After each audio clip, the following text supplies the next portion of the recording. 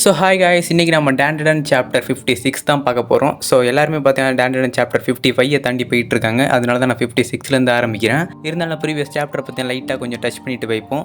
போன சாப்டரில் evil eye GG மேலே எல்லாருமே ஹாட் வாட்டரை பார்த்தீங்கன்னா ஊற்ற வருவாங்க.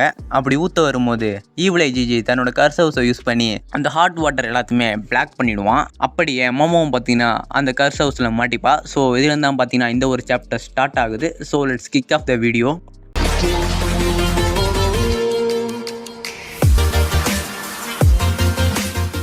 ஈவில் ஐ ஜிஜி மோமோவை அட்டாக் பண்ண வர ஒக்கரோன்னு கோவமாகி டிரான்ஸ்ஃபார்ம் ஆகி அந்த பேரியரை உடைக்க ட்ரை பண்ணுறான். ஆனால் அவனால் உடைக்க முடியல. இந்த சைடு ஈவில் ஐ ஜிஜியும் ஒரு பவர்ஃபுல்லான பஞ்சை மோமோ மேலே கொடுக்க வர மோமோ தன்னோட சைக்கிக் பவர்ஸை யூஸ் பண்ணி அந்த பஞ்சை தடுத்து ஈவில் ஐ ஜிஜியை ஒரு மூலையில் லாக் பண்ணுறான். ஆனால் ஈவில் ஐ ஜிஜி ரொம்பவே பவர்ஃபுல்ன்றதுனால மோமோட சைக்கிக் பவர்ஸை தாண்டி வந்து மோமோட கழுத்தை பிடிச்சி நெரிக்கிறான். அப்போ மோமோ தன்னோட வாயிலேருந்து சுடுதண்ணியை பார்த்தீங்கன்னா ஈவில் ஐ மேலே துப்புறா. ஸோ இதை பார்த்து எல்லாருமே ஷாக்கில் நிற்க ஒக்கரோன் பக்கத்தில் இருந்த சுடுதண்ணி டப்பாவை பார்க்குறான். அதாவது மோமோ உள்ளே வந்த வேகத்துக்கு முதல்ல சுடுதண்ணி தான் பார்த்தீங்கன்னா குடிச்சிருப்பாங்க. ஸோ அதுலேருந்து தான் பார்த்தீங்கன்னா இந்த இன்சிடென்ட் எல்லாமே நடந்திருக்கும். ஸோ மோமோவும் எல்லாமே முடிஞ்சிடுச்சு, கடவுளுக்கு தான் நன்றி சொல்லணும்னு சொல்ல ஜிஜியும் நார்மலாகி என்னை மன்னிச்சிடு மோமோ, நான் ஒன்றும் வேணும்னே பண்ண நம்புன்னு சொல்ல மோமோவும் எனக்கு தெரியும் பரவாயில்ல விடுன்னு சொல்ல இந்த சைடு ஒக்கரணும் ஜிஜியை தள்ளி விட்டு மோமோ கிட்ட வந்து உனக்கு ஒன்றும் ஆங்கலையில் மிஸ் ஆயாசே, நீங்கள் நல்லா தானே இருக்கீங்க, உங்களால் மூச்சு விட முடியுதான்னு கேட்க மோமோவோ நான் நல்லா தான் இருக்கேன் ஆனால் கொஞ்சம் பயந்துட்டேன்னு சொல்ல இந்த சைடு ஜிஜி ஷாக்கில் நின்றுகிட்டு இருக்கான். மோமோ இந்த மூமெண்ட் ரொம்பவே நல்லா இருந்துச்சுன்னு சொல்ல ஒக்கரும் என்னது நல்லா இருந்துச்சா, இது ஒன்றும் சிரிக்கிற விஷயம் இல்லை மோமோன்ட்டு சொல்கிறான்.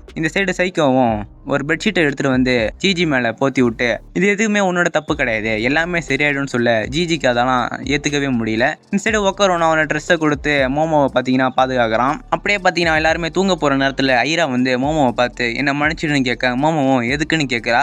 அதுக்கு ஐராவும் இதுக்கு முன்னாடி நடந்த விஷயத்துக்காக தான் சொல்ல மோமோவும் பரவாயில்ல விட, நீ ஒன்றும் தெரிஞ்சு பண்ணல, அது தெரியாமல் நடந்த விஷயம் தானேன்னு சொல்ல ஐரா இல்லை எல்லாத்துக்குமே நான் தான் காரணம், என்னை மன்னிச்சிடு, நான் இன்னும் கொஞ்சம் கவனமாக இருந்திருக்கணும், நான் உனக்கு சத்தியம் பண்ணுறேன் இதுக்கப்புறம் நான் ரொம்ப கவனமாக இருப்பேன்னு சொல்ல நீ வேற கடுப்பேற்றாமல் அமைதியாக தூங்கு, எதையும் போட்டு குழப்பிக்காதன்ட்டு மோமோ சொல்கிறா. இந்த சைடு ஒக்கரனும் ஜிஜியும் தூங்கிட்டு இருக்க ஒக்கரன் தன்னோட கையை முறுக்கிக்கிட்டு கடுப்பாகிறான். அப்படியே பார்த்தீங்கன்னா ஒரு ஃபார்மரை பார்த்தீங்கன்னா கட்டுறாங்க. ஸோ அந்த ஃபார்மர்கிட்ட ஒருத்தர் வந்து உன்னை பார்க்க உன்னோட ஃப்ரெண்டு வந்திருக்கான், நீ போய் பார்க்கலையான்னு கேட்க என்ன ஒரு சர்ப்ரைஸ்னு அந்த ஃபார்மரும் சொல்கிறான்.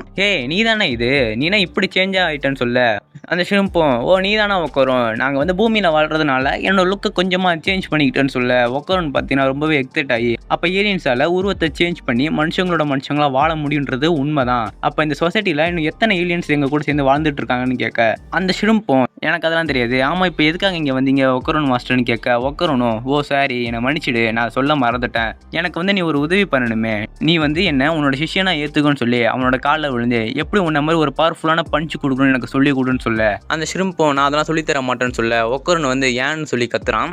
இந்த சைடு அந்த ஷிம்பும் வன்முறை என்றைக்குமே தீர்வாகாது, இருந்தாலும் நீ எனக்காக ஒரு உதவி ஒன்று பண்ணணுமே, இந்த மூட்டையெல்லாம் தூக்கி கொண்டு போய் அங்கே போடன்னு சொல்ல ஒக்கரணும் இதெல்லாம் நான் தூக்கி போட்டேன்னா நீ அப்போ எனக்கு உன்னோட டெக்னிக்ஸை சொல்லி தருவேன்னு சொல்ல இல்லை அதெல்லாம் நான் சொல்லி தரவே மாட்டேன், அதுக்கெல்லாம் வாய்ப்பே இல்லைன்ட்டு அந்த ஷிம்பு சொல்லிட்டு அந்த இடத்த விட்டு கிளம்பி போயிடுது. ஒக்கரணும் மனசுடைஞ்சி போனாலும் நான் வந்து விட்டு தரதா இல்லை, நான் கண்டிப்பாக பவர்ஃபுல்லாக மாறுவேன்னு சொல்லிக்கிட்டு தன்னோட வீட்டுக்கு பார்த்தீங்கன்னா போய்கிட்டே நான் ஒரு நாள் கண்டிப்பாக இந்த பஞ்சஸை நான் கற்றுப்பேன்னு சொல்லிக்கிட்டே நான் வீட்டுக்கு வந்துட்டேன்னு சொல்கிறான். இந்த சைடு சைக்கவும் எதுக்காக நீ இவ்வளோ லேட்டாக வந்த, உன்னோட பார்ட் டைம் ஜாப் கிடைச்சிச்சா என்னன்னு கேட்க ஒக்கரணும் ஆமா இல்லைன்ட்டு ஒரு மாதிரி குழம்பிக்கிட்டே பதில் சொல்கிறான். சைக்கவும் சரி சீக்கிரம் போய் ஃப்ரெஷ் ஆகிட்டு வா, இல்லைன்னா சாப்பாடு எல்லாமே காலியாகிடும் சொல்ல இந்த சைடு சீஜி எல்லாத்தையும் விரிகொண்டு சாப்பிட்டுட்டு இருக்க மஞ்சிரோ வந்து இதுக்கெல்லாம் வாய்ப்பே இல்லை, இந்த வாட்டி மோமோவோட புத்திசாலித்தனத்தால் நம்ம எப்படியோ தப்பிச்சுக்கிட்டோம், ஆனால் இன்னொரு வாட்டி இந்த மாதிரி நடந்தால் கண்டிப்பாக நம்மளால் அதுக்கிட்ட இருந்து தப்பிக்க முடியாதுன்னு சொல்ல சைக்கோவும் நீ சொல்கிறது புரியுது, கூடவே ஒரு ஈவில் ஸ்பிரிட்டை வச்சுட்டு வாழ்றது கொஞ்சம் கஷ்டமான விஷயம் தான் சொல்ல மஞ்சிரோவும் நீங்கள் திருப்பவும் அந்த ஹயாஷி பேண்டை கூப்பிடுங்க, நாம் திருப்பி அந்த சடங்கை ஆரம்பிக்கலாம், அப்படி நீங்கள் ஆரம்பிக்கலாம் நானே ஆரம்பிப்பேன்னு சொல்ல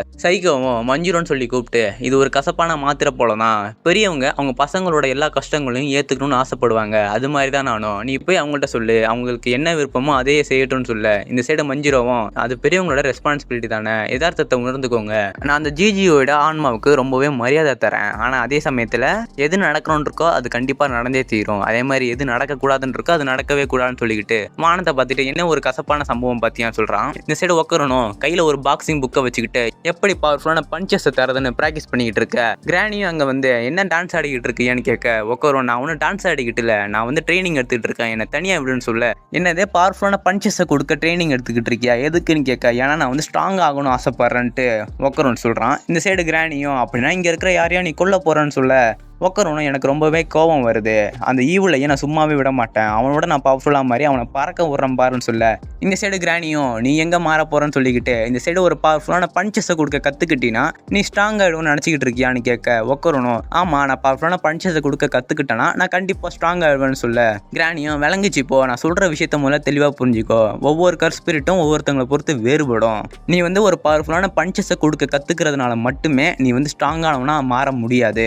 அந்த ஈவிலை ரொம்பவே பவர்ஃபுல், அதுக்கிட்ட நிறைய டெக்னிக்ஸ் இருக்குது. அதுவும் இல்லாமல் அது ரொம்பவே ஸ்பீடானது. ஏன் அது என்னை விட கூட சக்தி வாய்ந்ததாக இருக்குன்னு சொல்ல, ஒக்கரன் அப்படின்னா நம்ம என்ன தான் செய்கிறதுன்னு கேட்க, கிராணியும் நீ ரொம்பவே பவர்ஃபுல்லாக மாறணும்னு ஆசைப்படுற அப்படின்னா நான் கேட்குற கேள்விக்கு மட்டும் பதில் சொல்லு. இப்போ நீ பவர்ஃபுல்லான பஞ்சஸை கொடுக்க மட்டும் ஆசைப்படுறியா இல்லை ஸ்ட்ராங் ஆகணும்னு ஆசைப்படுறியான்னு கேட்க, ஒக்கரன் நான் ஸ்ட்ராங் ஆகணும்னு சொல்லு அப்படின்னா என் கூட வான்னு சொல்லி கிராணி ஒக்கரனை கூட்டிகிட்டு போய்கிட்டு இருக்க, ஐரா அது ரெண்டுத்தையும் மறைஞ்சிருந்து பார்த்துக்கிட்டு அவங்களுக்கே தெரியாமல் ஃபாலோ பண்ணுறதோட இந்த ஒரு சாப்டர் பார்த்தீங்கன்னா முடியுது.